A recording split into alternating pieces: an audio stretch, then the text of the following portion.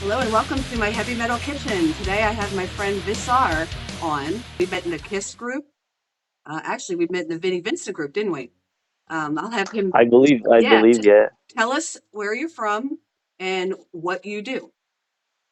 Yeah, just like I said, my name is Visar Bilali. I'm 34 years old. I am Albanian. I do radio broadcasting since 2015. I've worked in several radio stations here in Tirana, Albania, and worked as a DJ for a rock and roll pub on weekends. And for now, I'm doing a once a week radio show for a British online radio station called Voodoo Radio Online.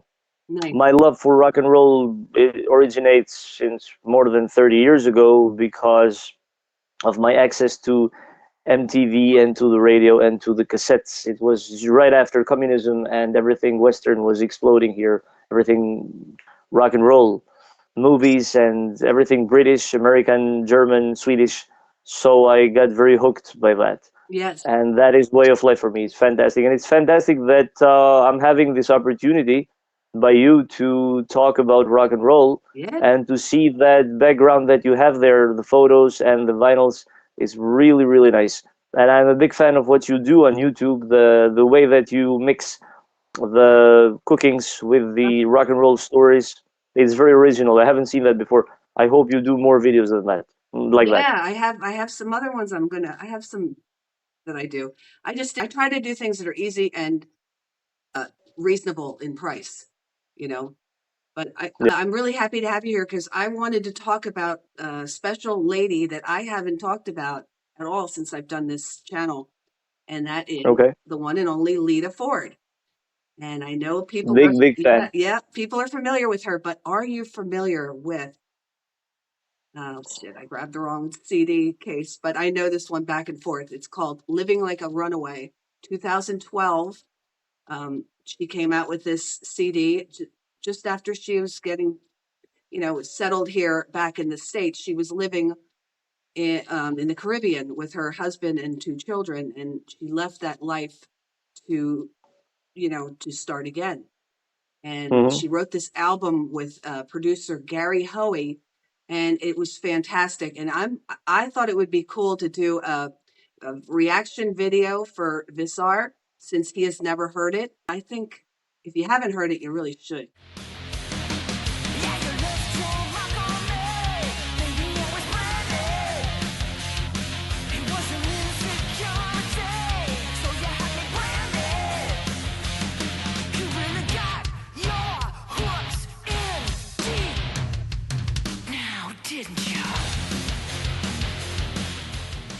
What did you think of track one, Branded?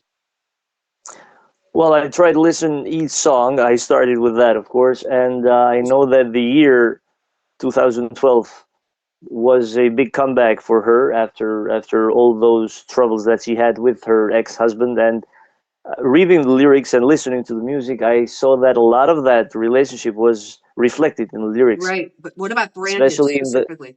yeah, especially in the first song, "Branded," and the next song, "Hate." They laid him in his grave. The cameras roll and the people wait. Hate, don't you love it? The world can't seem to get enough of it. Hate, don't you want it? To learn the way to feel when you're on it. Hate, yeah. That's quite a song. What did you think of that? I think it's really nice actually. It didn't surprise me that much compared to her big hits, but reading the lyrics, I can make the connection to the music, to the way that it is composed, because it always has a logic behind it. The connection between how you write a song and what do you talk about.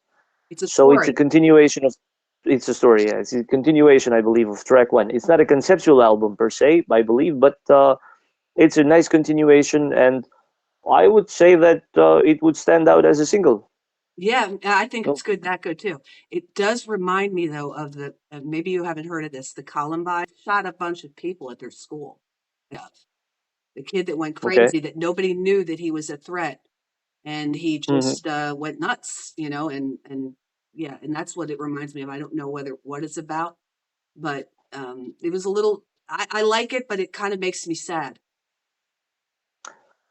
You know what I Well, mean? that's the both sides of rock and roll. It's supposed Yeah. to make you like it, but also make you sad because it's real. Yeah. Yeah, it makes you feel something. Next is The Mask. I will never know what's buried inside. You won't let it show. It's one big disguise. You Jekyll and Hyde. Jekyll and Hyde.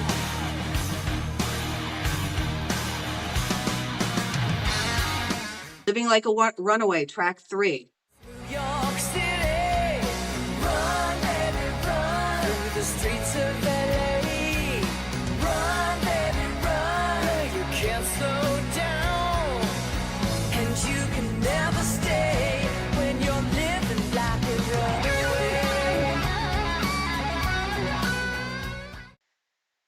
Well, I heard it very radio friendly. Actually, it made me think that it's a bit pop rock, not in a bad way, in a very good way.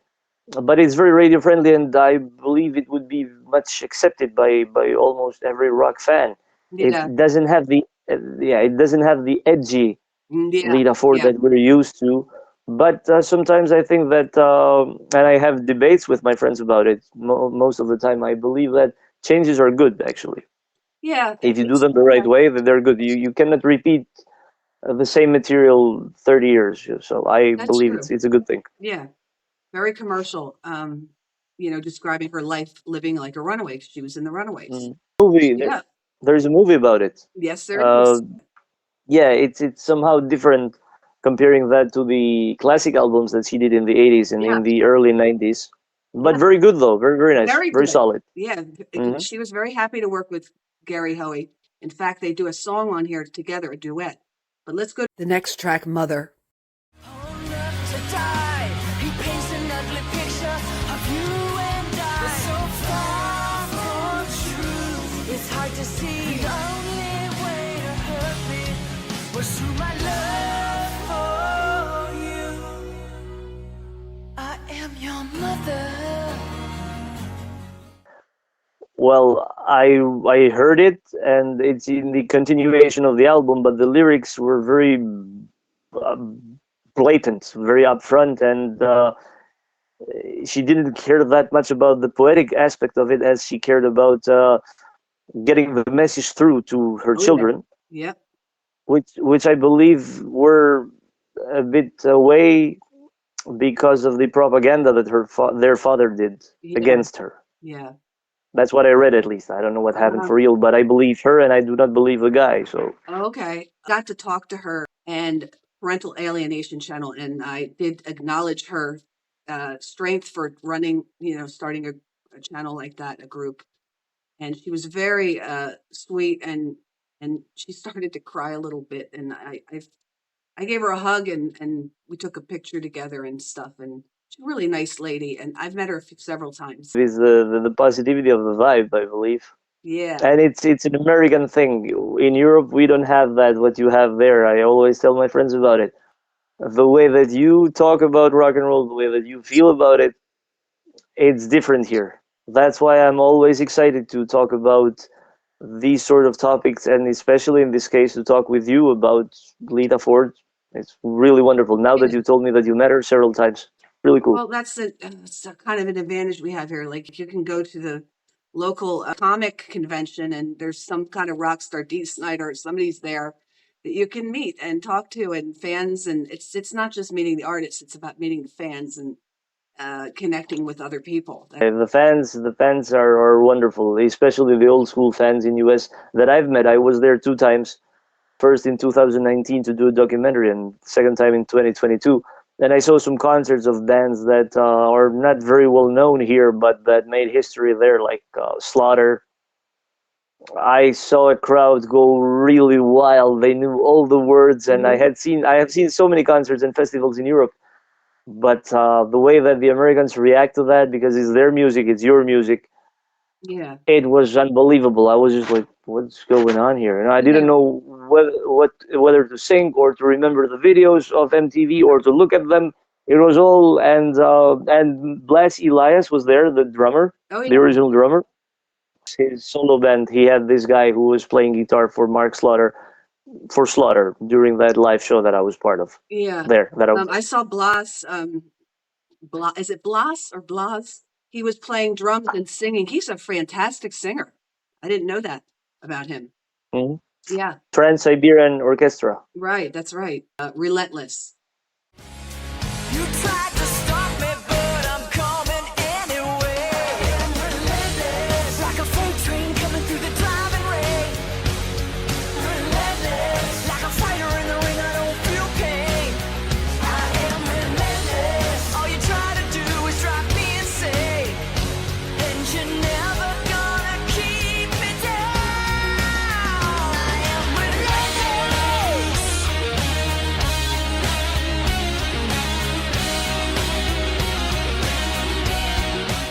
What With did you that, think of Relentless? it's a part of her rebellion, which was very obvious all the time, and I believe that's a main reason why we like her that much, because she rebelled since she was very, very young, and I think she set a standard, set a bar for girls to behave like that. I don't know if the behavior could be always good, because we're not here to judge anybody, but This is a strong track, and she's not mm, putting up with any shit. right. She's relentless. She's like a fighter in the ring. She doesn't feel pain. You know, you're never going to bring me down. All that stuff. It's a empowerment song, and I think it's done very well. So when it comes to Lita Ford, whether it's a new album or if it's a live show that she recorded 2 months ago, still the positivity is there, and I'm very curious to read what she says. And I know that in the studio, the way that the producers effect the way that she sings make it look very good, and Yeah, a live performance might be a bit different, but the vibe is there, and I'm pretty sure. I haven't seen her live. You've met her, you've seen her live several times. I believe that the exact same vibe that is in the studio is also during her live performances. yeah, yeah. And yeah, she I've seen her several times at M3, and M3, yeah. yes, Hmm. M3 is a great festival. And the one year I lost my mom a couple months before, and I just she sings a song called Lisa, and it's very touching, Yeah, I know. and it really got me very emotional. And anyway, but it's not, I'm not alone. I'm sure we all feel this way about certain artists, and she wrote that for her mother before her mother died of cancer. And I like it that you can be transparent like that. And that's another thing I like about her, that she says she's real and she says it like it is, which is Yeah. she does very well in the next one, Devil in My Head. Try to do the right thing, but I'm easily misled. I'm drawn to the dark side, and the devil in my head. The devil in my head. Next track is The Asylum. I love that live to die. I don't wanna die in the asylum.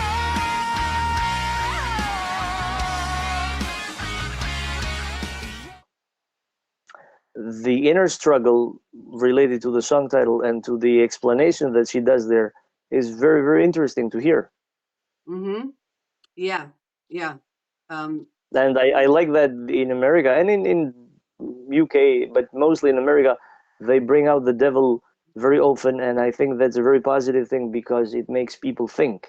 right.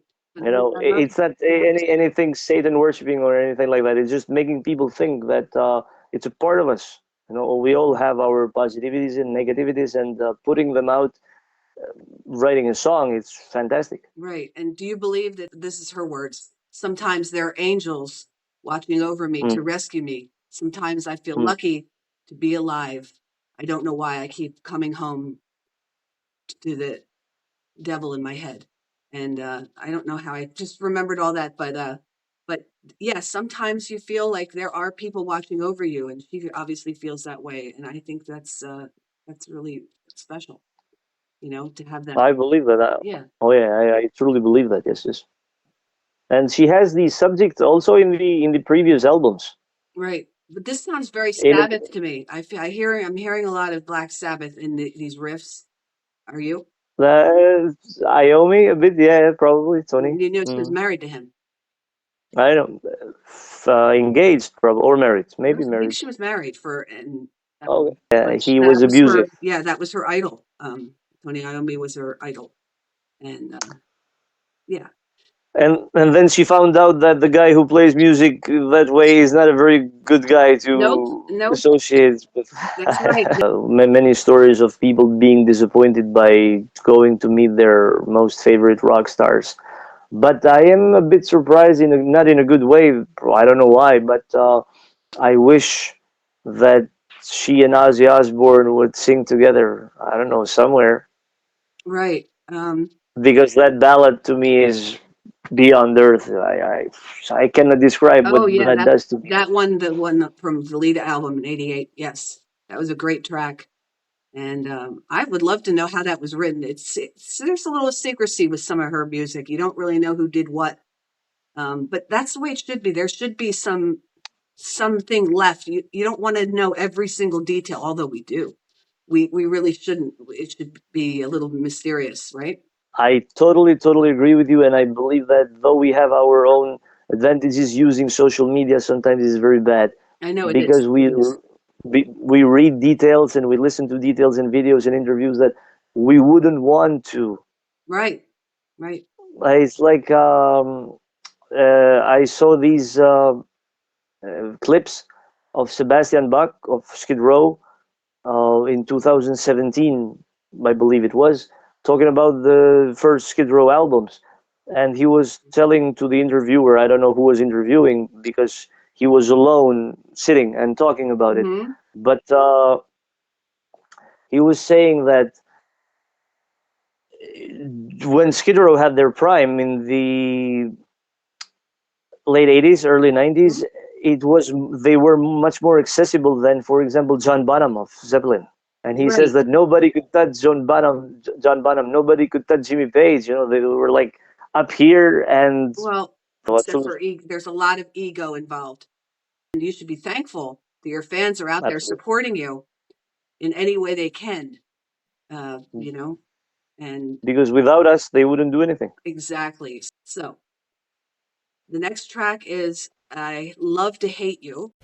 I bought you everything a girl could want. I bought your first guitar. I gave you loving, your first real loving. In the backseat, on the night, I bought your first real car. I know love's a sacrifice, no doubt. Something we can't live without. Yeah, I think I worked it out. Why I love to hate you. Yeah, I love to hate you. I love to hate you. Gary Hoey sings and plays guitar there, and the one after that is "A Song to Slit Your Wrist By." Can you guess Yeah, who gave her that? Nikki Sixx. Yes. How did you know? I read it. Okay, so you read it. Yeah.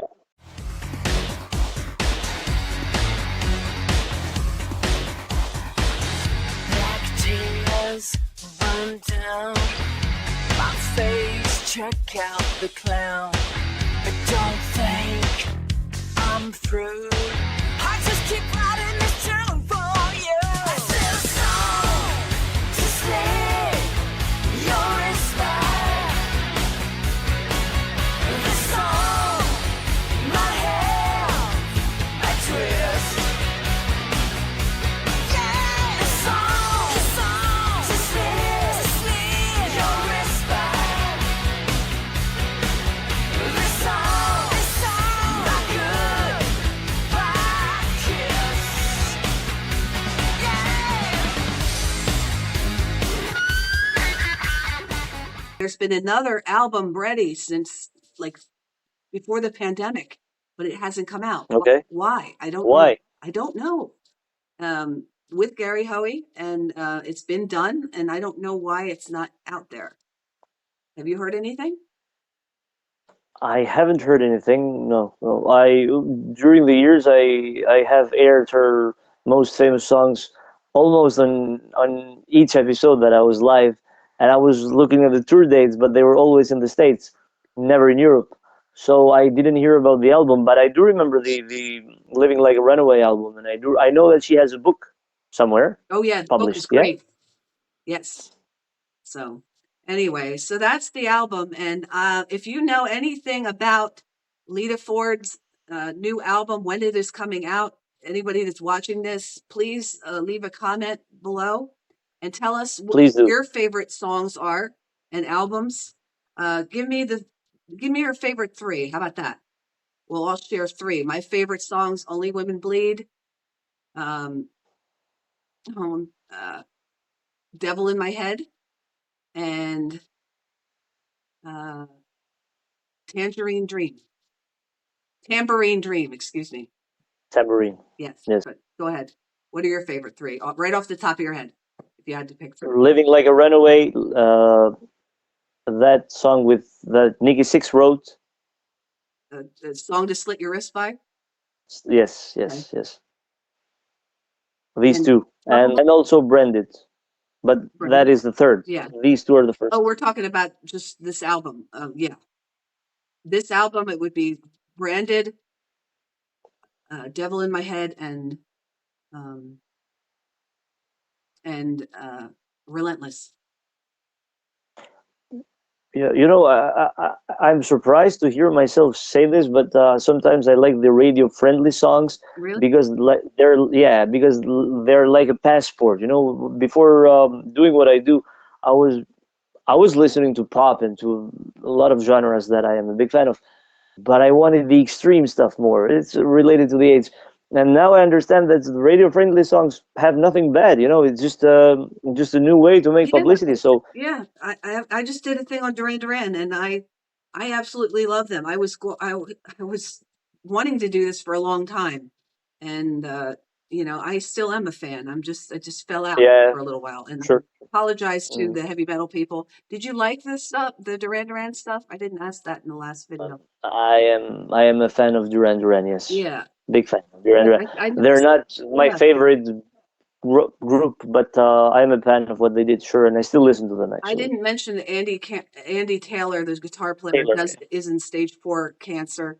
I didn't want to really bring that up in the thing, but he is he's taking well, I'm sorry to hear experimental medications, which is prolonging his life and actually letting him live not just longer, but better. That he's able to write music still, and he's never felt better, which is amazing. So that's good news. that. Yes, yes, absolutely, absolutely. Yeah. So, all right. Well, we're going to wrap it up here. Able to write music still, and he's never felt better, which is amazing. So, that's good news. But Yes, yes, absolutely, absolutely. yeah. So, all right. Well, we're going to wrap it up here because Visar, I'm so glad you could come on the Heavy Metal Kitchen, and you'll have to give me a recipe of something Albanian. I'll try to cook it. Okay. Please. I will. I'm running out of Oh yeah, ideas. okay. No problem at all. I will let you know about some Albanian food, and maybe you can cook it. I believe you can, surely. And yes, yes, it was super, super cool talking to you about Lita Ford and about several names of the rock and roll business that have affected the way that we live. So it was super fantastic. I am very, very happy to have made this video with you. Awesome. All right. Well, take care, and we'll see you next time in my Heavy Metal Kitchen. See you next time. Bye. Bye bye. Bye.